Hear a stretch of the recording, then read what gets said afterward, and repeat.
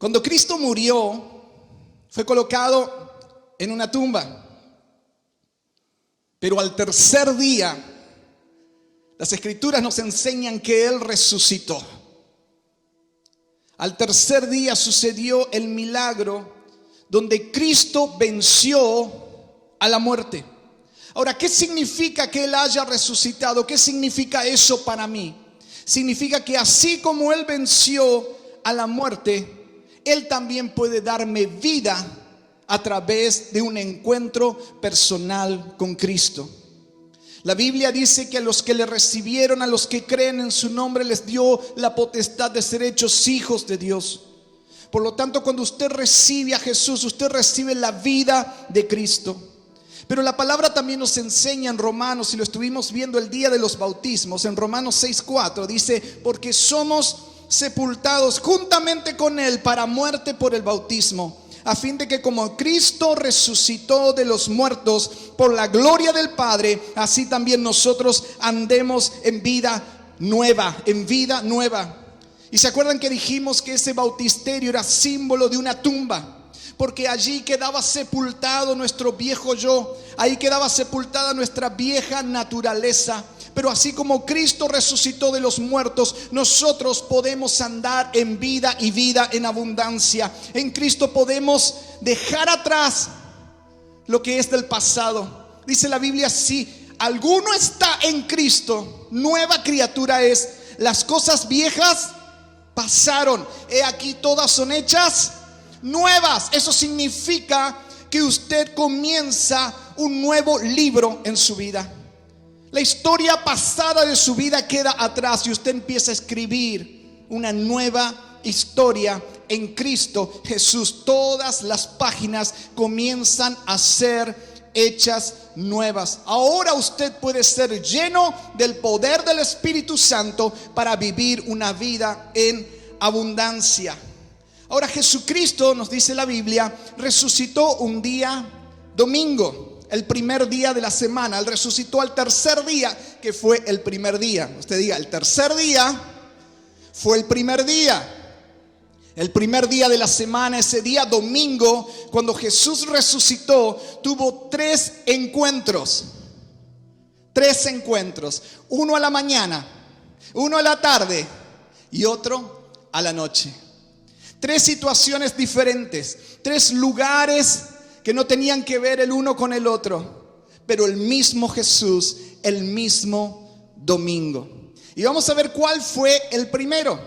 A la mañana, cuando Jesús resucitó, dice en Juan 20 que Jesús se apareció a María Magdalena.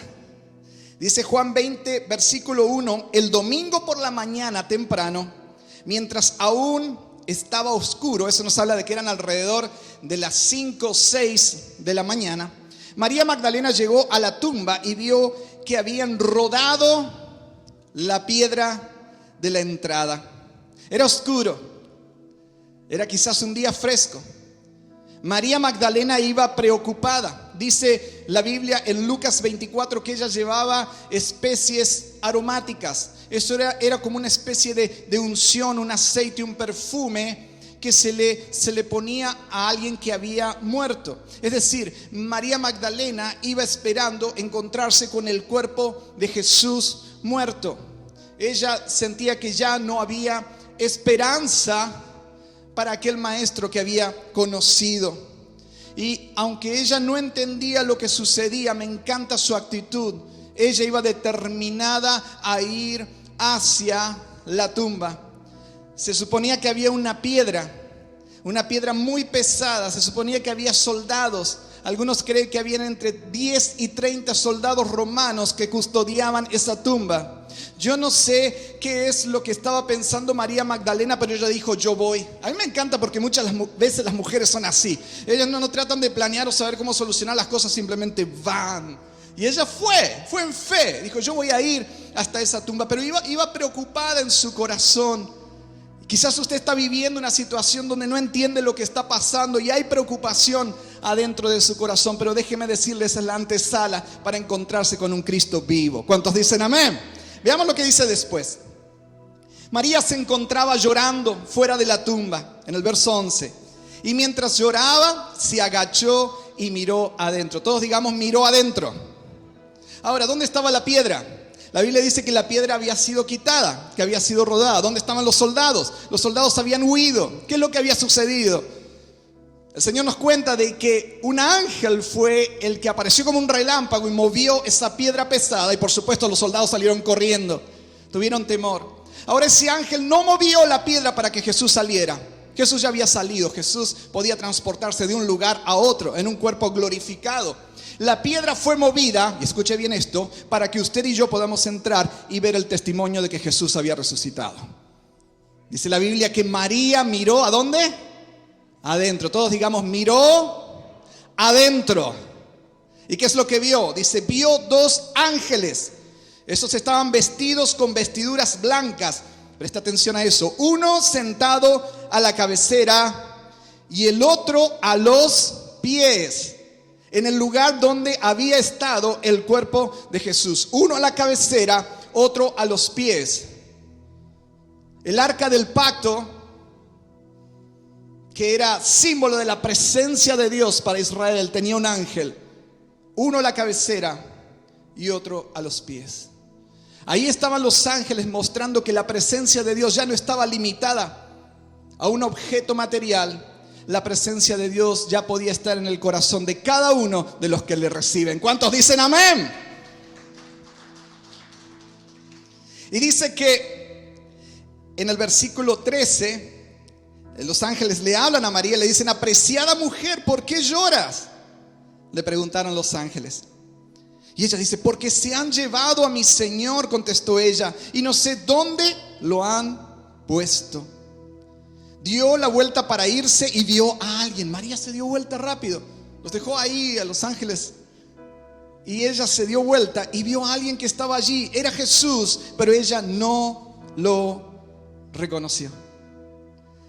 Y escucha, apreciada mujer, ¿por qué lloras? Le preguntó Jesús. ¿A quién buscas? Y ella pensó que era el jardinero y le dijo, Señor, si usted se lo ha llevado, dígame dónde lo puso y yo iré a buscarlo. María, le dijo Jesús. Y ella giró hacia él y exclamó, Raboni, que significa en hebreo, maestro. María pensaba que él era el jardinero. No se esperaba encontrar a Jesús en esas condiciones. Simplemente estaba preocupada porque pensaba que eso que no tenía esperanza, alguien inclusive lo había robado, se lo había llevado. Que no había algo que podría ella hacer. Y a mí me encanta porque María en un principio no reconoce a Jesús. Recordemos que María había estado caminando con Jesús junto a los discípulos alrededor de 3 años. La Biblia dice en Lucas de que el Señor le había liberado de 7 demonios. Es decir, María había conocido a Jesús, había escuchado su voz, había caminado con él. Sin embargo, en este momento no le reconoce. ¿Por qué? Porque Jesús estaba por revelar a ella en una nueva dimensión. Quizás usted ha conocido mucho de la Biblia, quizás usted ha caminado con el Señor durante bastante tiempo, pero el Señor le quiere revelar una nueva faceta del carácter de Él. Y esa faceta va a transformar no solo su presente, sino su futuro. ¿Cuántos dicen amén? Aún en medio de la circunstancia que usted no se imagina, aún cuando sus expectativas son otras, Jesús aparece y quiere mostrarle algo, porque Él, como dijimos el domingo pasado, prepara una cita especial con usted en medio aún del dolor, aún del quebranto, aún del lloro. Y cuando María reconoció a Jesús, la primera expresión que ella tuvo fue maestro, maestro. Y esa es la expresión que nosotros tenemos cuando nos encontramos con el Señor. Así como David, tú eres mi maestro. Realmente no sé nada. Pongo a tus pies todo lo que incluso he aprendido. Y como David digo, enséñame tus caminos, Señor. Muéstrame tu voluntad, muéstrame tus sendas, enséñame tu corazón para poder ser transformado. Cada día usted y yo debemos tener esa expectativa. Estar atentos, estar alertas para encontrarnos con una revelación especial de Jesús. No la busquemos en los recuerdos, no la busquemos en el pasado. Estemos con los ojos abiertos para ver qué me está diciendo Dios hoy. ¿Qué me quiere mostrar el Señor hoy? Y el dolor, el llanto de María Magdalena se transformó en gozo, se transformó en alegría. Una nueva dimensión comenzó para ella. ¿Cuántos dicen amén? La segunda aparición de Jesús fue en la tarde, y Jesús se apareció a dos discípulos que iban hacia Emaús. Y vamos a verlo en Lucas capítulo 24, en el verso 13 dice: y he aquí dos de ellos iban el mismo día a una aldea llamada Emaús, que estaba a 60 estadios de Jerusalén. Estaba alrededor de 11 kilómetros, que son como 6 o 7 millas de Jerusalén. Y dice el verso 14: e iban hablando entre sí todas aquellas cosas que habían acontecido. Iban conversando. Y sucedió que mientras hablaban y discutían, Jesús mismo se acercó y caminaba con ellos. Ahora deténgase ahí un segundo. Estos dos iban hablando. Traigámoslos a los días de hoy. ¿Viste CNN? ¿Viste las noticias que dijeron en Fox? ¿Viste Telemundo? ¿Viste Univisión? ¿Viste cómo es el otro, el canal Azteca? ¿Ya escuchaste lo que dijeron? ¿Ya escuchaste lo que está pasando? Sí, no, esto va terrible, de mal en peor. No, en serio. Y ahí los dos iban discutiendo. ¿Y tú qué piensas? ¿Que es amarillo o que es verde? No, para mí es verde. No, yo creo que es amarillo. Y estaban preocupados y estaban discutiendo y estaban tratando de razonar lo que había sucedido.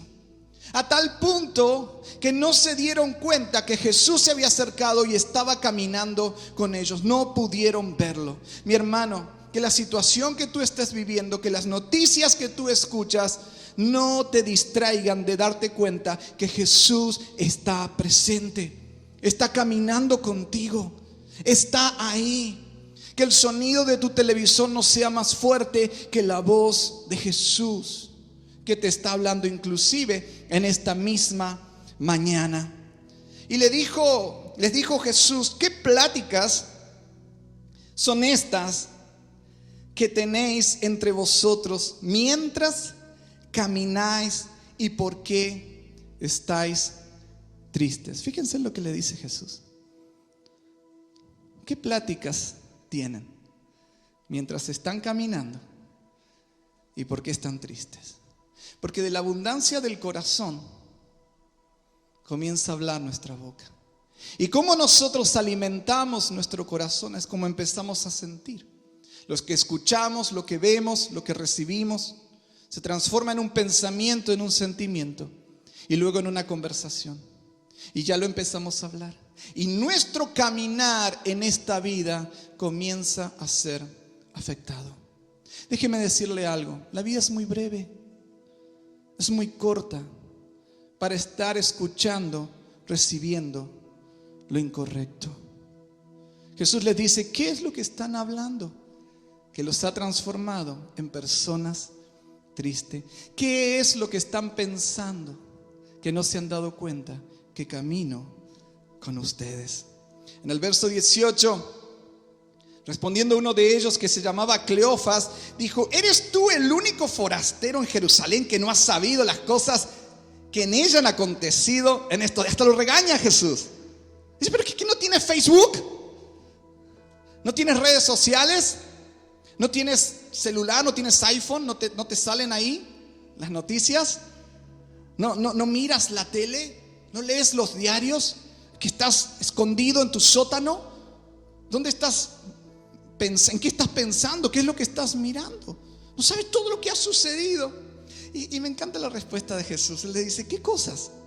Y ellos le dijeron: de Jesús Nazareno, que fue varón profeta, poderoso en obra y en palabra delante de Dios y de todo el pueblo, y cómo le entregaron los principales sacerdotes y nuestros gobernantes a sentencia de muerte y lo crucificaron. Es que no supiste todo lo que pasó. Y en el verso 21 le dice: pero nosotros esperábamos que Él era el que había de redimir a Israel. Y ahora, además de todo esto, hoy es ya el tercer día que esto ha acontecido. Nosotros esperábamos. Yo esperaba que Dios actuara de esta forma.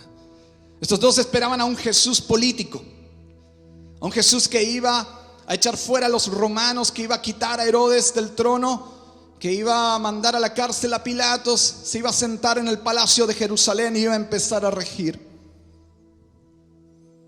Muchas veces Dios actúa de una manera que para nosotros no tiene sentido, que no va conforme a nuestras expectativas. Y le decimos: Señor, ¿no sería más fácil que hicieras pum, pum, pum?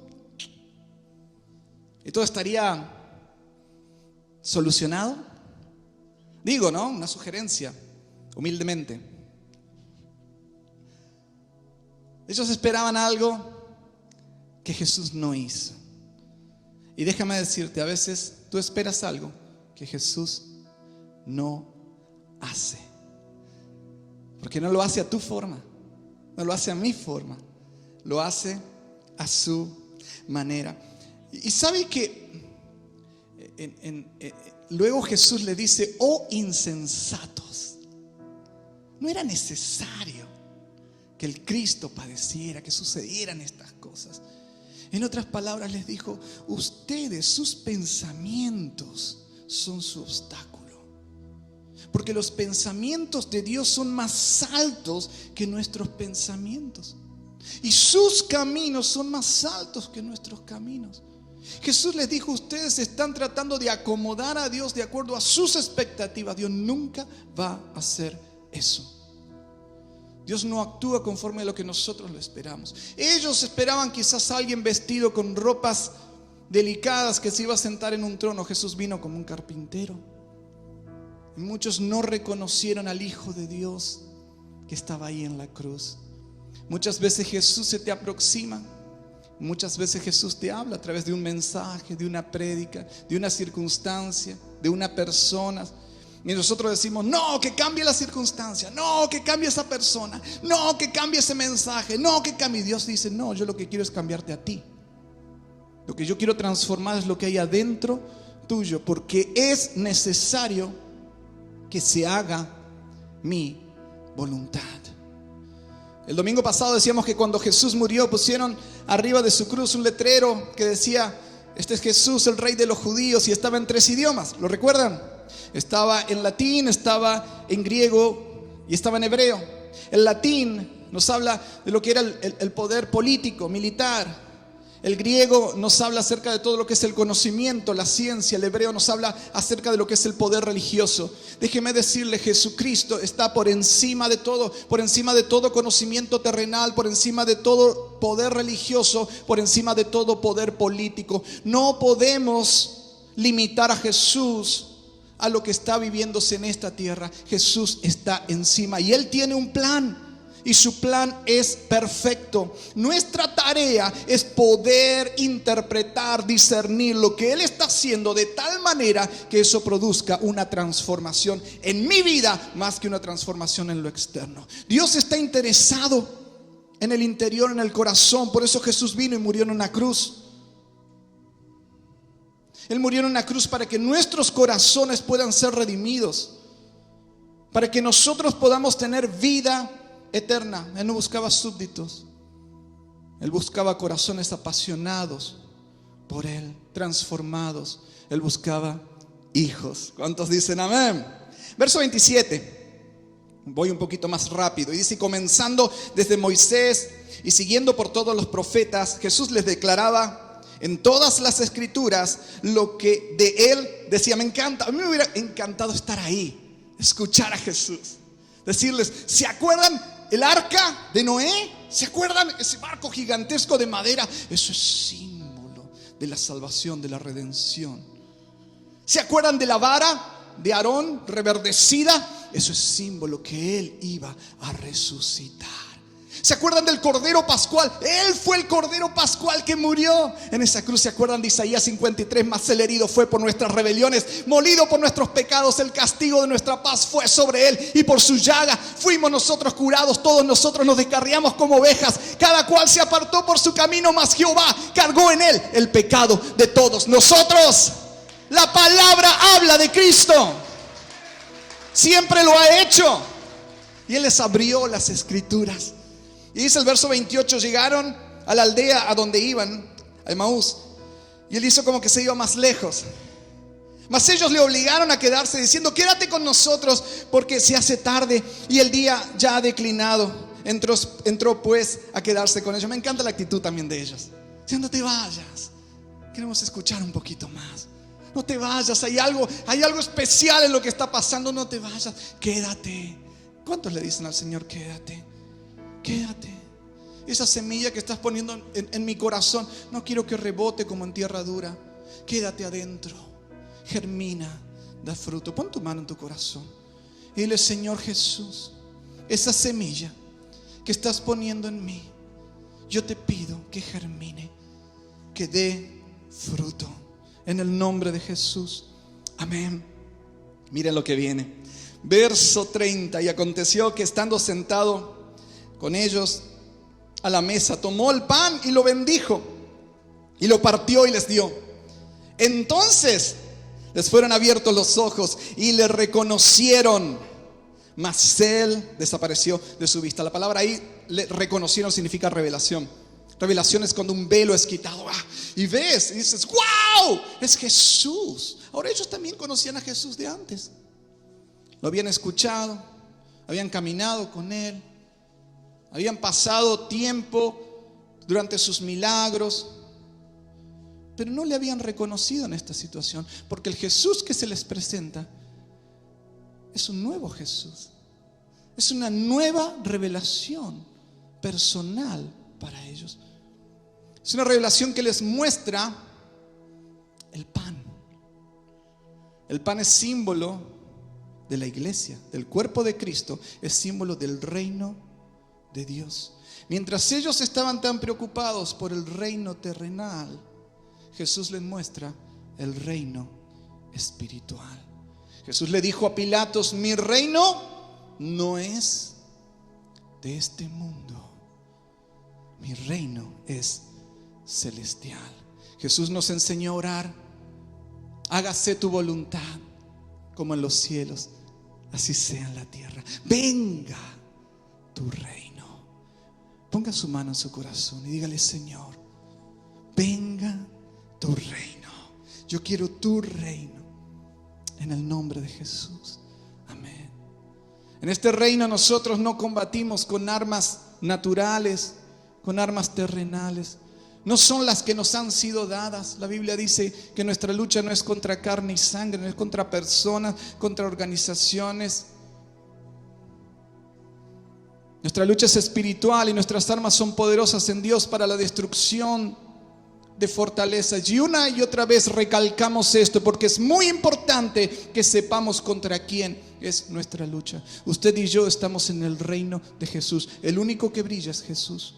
El único rey es Jesús. Pero nuestro enemigo también es único, y es Satanás. Y contra él peleamos, contra principados, contra potestades. Cuando David iba a enfrentar a Goliat, trataron de darle armas convencionales. Y David dijo: no, voy a utilizar armas que no son convencionales. Voy a usar piedras que encontré en el arroyo.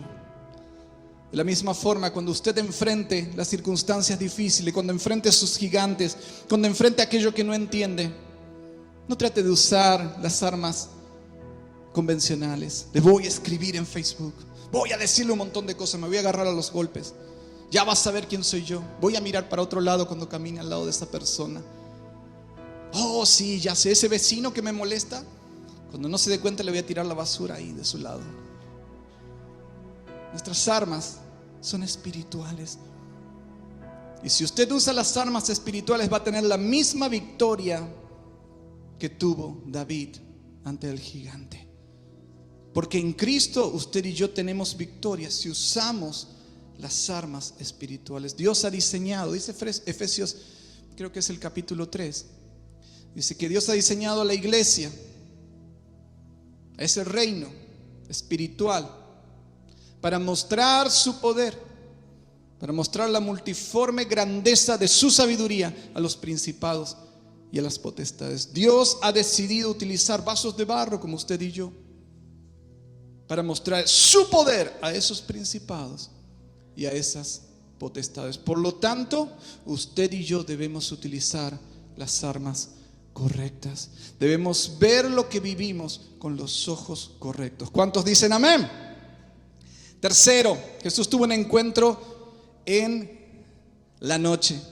Y ese tercer encuentro fue con otros discípulos. Creo que eran 10 probablemente los que había ahí. Dice Juan capítulo 20 verso 19: cuando llegó la noche de aquel mismo día, el primero de la semana, estando las puertas cerradas en el lugar donde los discípulos estaban reunidos, por miedo, ahí me detengo, por miedo de los judíos. Encontramos a los seguidores de Jesús con miedo, encerrados, con temor de lo que pudiera llegar a pasar. Hoy en día estamos viviendo en un mundo donde parece que el temor es el virus más grande que enfrentamos. Ese temor se puede convertir en ansiedad. Cuando ese temor es repetitivo, se convierte en una ansiedad. La ansiedad es la preocupación hacia algo que no sé, hacia lo desconocido, hacia algo malo que puede llegar a suceder. Y estos discípulos estaban con miedo a algo que les pudiera llegar a suceder. Dice que tenían miedo de los judíos, tenían miedo de que los mataran. Sin embargo, la palabra de Dios dice: vino Jesús y puesto en medio les dijo: paz a vosotros. Cuando les hubo dicho esto, le mostró las manos y el costado, y los discípulos se regocijaron viendo al Señor. En medio de su temor, en medio de su miedo, Jesús se presentó y trajo otra revelación. Les mostró sus manos, les mostró su costado. El costado nos habla del corazón, las manos nos hablan de nuestra acción, de nuestro relacionarnos. Cuando nuestro corazón ha sido sano, cuando nuestro corazón ha sido restaurado, nuestro actuar es sano y es restaurado. Nuestra relación con los demás es sana y restaurada. Jesús murió en esa cruz para darnos libertad en nuestro corazón y en nuestro actuar. Y Él les dijo: paz. En medio del temor que estés viviendo, Él te dice: ten paz, tranquilo, ten paz. Aquel que sustenta todas las cosas con la palabra de su... Estamos hablando de todo el universo, de todos los planetas conocidos y los desconocidos para los científicos. Él los sustenta. El mismo que los creó con su palabra, los sostiene con su palabra. Y ese es el Jesús que con su palabra te dice: paz, paz, ten paz. Paz para con Dios, paz en tu corazón, paz con tu prójimo, paz, paz que viene del cielo. Yo les hago una pregunta. En ese día domingo podemos ver que Jesús se encuentra durante 3 oportunidades, en la mañana, en la tarde y en la noche, con María Magdalena, con los 2 de Emaús y luego con los discípulos. Las circunstancias son diferentes, los lugares son diferentes. Pero ¿por qué Jesús, cuando estaba en la cruz, ahí crucificado, no alzó su voz y dijo: hey, atención a todos, el domingo a las 6 de la mañana los espero a todos en la tumba? Pónganlo en Facebook, hagan el post, traigan sus cámaras. Alberto trae la cámara, vamos a prender las luces, vamos a convocar a todo el mundo, a Pilato, a Herodes, a la muchedumbre. Traigan todos los soldados que quieran y van a ver lo que sucede. ¿No hubiéramos hecho tú y yo eso? De ese modo todo el mundo se enteraría, ¿no? ¿Por qué Jesús no hizo eso? ¿Saben que me pregunté eso? Dije: Señor, ¿no hubiera sido tremendo, no hubiera sido impactante? ¿Te imaginas? Todas las redes sociales ahí, se mueve la piedra, bajan ángeles y la gente ve a Cristo iluminado ahí, resucitado. Y el Señor me mostró algo. Él me dijo: no es así como actúo. Yo me revelo al corazón de los que me aman. Yo me revelo al corazón de los que me buscan. Yo me revelo al corazón de mis íntimos, que aunque sientan que no hay esperanza, van llorando y derraman su adoración, su perfume delante de mí. Yo me revelo a aquellos que, aunque están preocupados por la política, por lo que está sucediendo alrededor, por este mundo, me dicen: quédate. No entiendo muchas cosas, pero quédate. Yo me revelo a aquellos que están heridos, están escondidos, pero están esperando en mí. Y les digo: paz, paz. ¿Sabes algo? Cuando tú tienes un encuentro con Dios, un encuentro personal en medio de lo que estás viviendo, algo de tu vida es cambiado, algo de tu vida es transformado. Y así como esta gente en un principio no reconocieron a Jesús, algo parecido te sucede a ti. La gente ya no te reconoce y te dicen: María, ¿no eras tú la que estaba llorando, sin esperanza? Hey, ustedes dos, ¿no eran ustedes los que estaban preocupados por la política que iban discutiendo? Hey, Pedro, Juan, Jacobo, ¿no eran ustedes los que tenían miedo, que tenían temor? ¿Y ahora por qué han cambiado? Y tú les puedes decir: porque he tenido un encuentro con Jesucristo. Y en medio de mi dificultad, en medio de mi dolor, Él me llamó por nombre y me recordó cuál es mi identidad y me recordó cuál es mi propósito. Porque Él me hizo saber que su reino no es de este mundo y que Él está por encima de todo. Porque Él me dio paz, sanó mi corazón, sanó mis manos. Ese es el Jesús en el que yo creo y cada día quiero descubrir más y más. ¿Se acuerdan de José? Sus hermanos lo vendieron. Pasó varios años en Egipto. Finalmente vuelve a encontrarse con sus hermanos. Pero esos hermanos no lo reconocieron. Sin embargo, José sí los reconoció a sus hermanos. ¿Sabe por qué? Porque José en el proceso había cambiado, pero sus hermanos seguían siendo los mismos. Todos tenemos las mismas 24 horas. Todos tenemos un tiempo aquí en la tierra. Todos pasamos por procesos. Todos pasamos por circunstancias.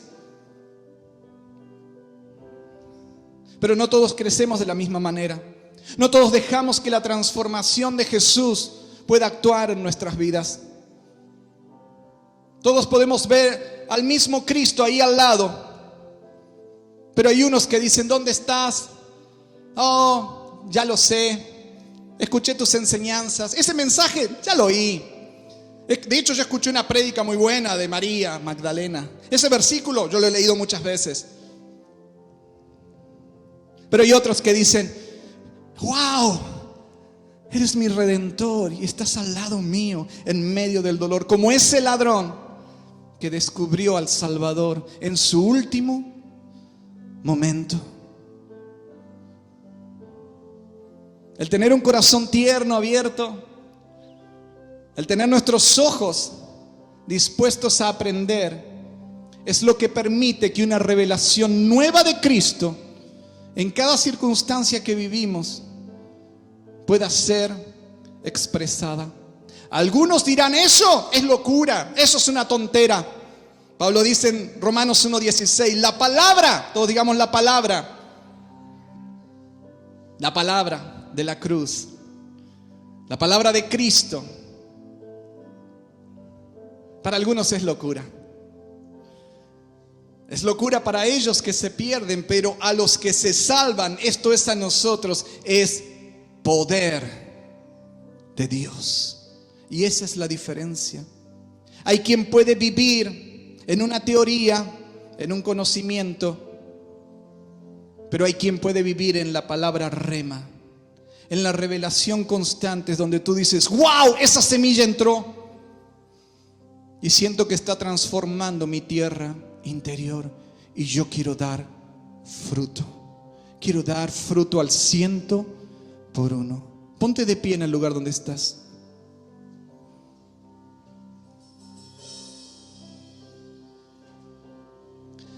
En esta mañana tenemos los símbolos de la sangre y el cuerpo de Jesús.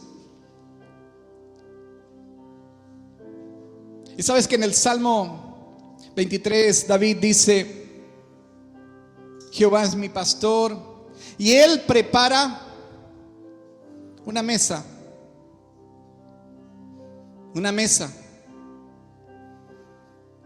delante de mí, en presencia de mis angustiadores. En medio de la circunstancia que usted esté viviendo, yo le animo a poder poner sus ojos en Jesús, el que está preparando estos símbolos de victoria, de redención, de libertad, y pueda darse cuenta que en medio de las angustias Jesús sigue estando en control y está presente. Incline su rostro ahí donde está. Y oramos, Señor, que en este camino de la vida, en este camino de Emaús, podamos dejar a un lado por un momento nuestros razonamientos, nuestras expectativas de lo que esperamos o no esperamos de ti, y podamos estar abiertos a tu plan,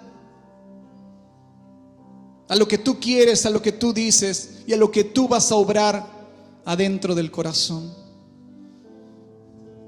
Hoy, Señor, yo te pido que en medio de la angustia pueda ver que tú estás preparando una mesa. Hoy quiero poner mis ojos en Jesús, en el autor, en el consumador de la fe.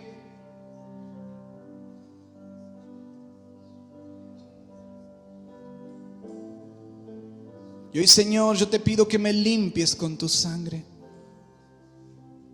que me purifiques.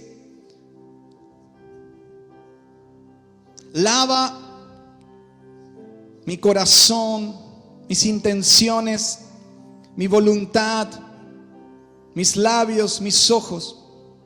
Purifícame en ti. Hoy te pido perdón quizás por haber querido hacerte a mi forma, o que hagas las cosas a mi manera. Y hoy yo quiero hacerlas a tu manera. Y hoy quiero verlas como tú las ves. Y hoy quiero entender que este proceso que no entiendo es necesario que suceda para que obres en mí. Yo no quiero seguir igual como los hermanos de José.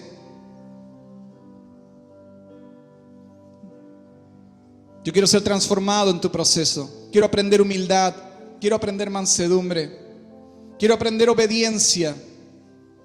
Quiero aprender a tener un corazón tierno para ti.